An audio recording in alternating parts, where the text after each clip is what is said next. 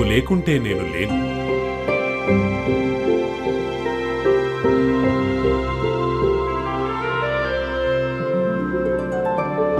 ఇదే నా ప్రేమంటే?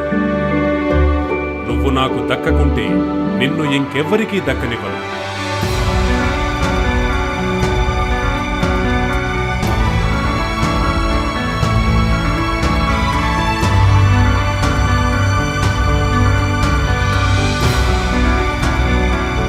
పోనీ ఇదా ప్రేమంటే? నాకు నువ్వు, నీకు నేను.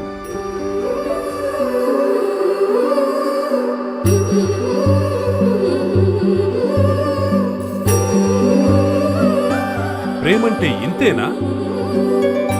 మరి దీన్నేమనాలి?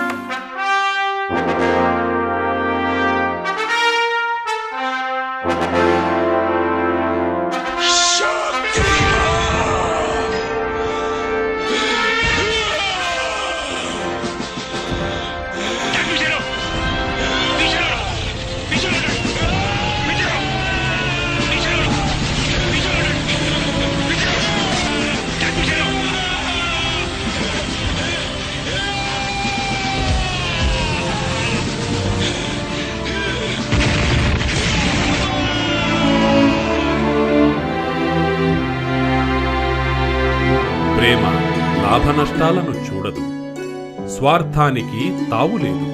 ప్రేమలో నువ్వు నన్ను ప్రేమిస్తేనే నేను నిన్ను ప్రేమిస్తా అనే ఇచ్చిపుచ్చుకునే వ్యాపార ధోరణి అసలే కానరాదు.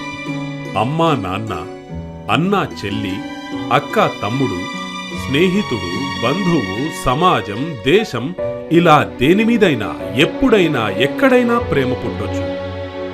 ప్రేమించడానికి కావలసిన అర్హత, ప్రేమించగల స్వచ్ఛమైన మనస్సు, కల్మషం లేని ఆలోచన. ప్రేమించడం అంటేనే ప్రేమను ఇవ్వడం. అందుకే ప్రేమకు పరిధులు, పరిమితులు ఉండవు.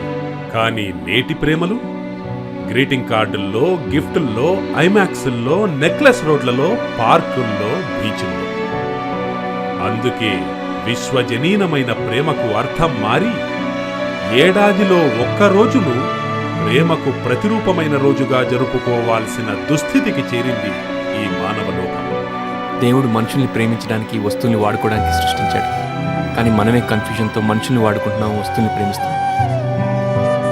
అది మారిన రోజు అంత ఆనందమే, అంత తృప్తి.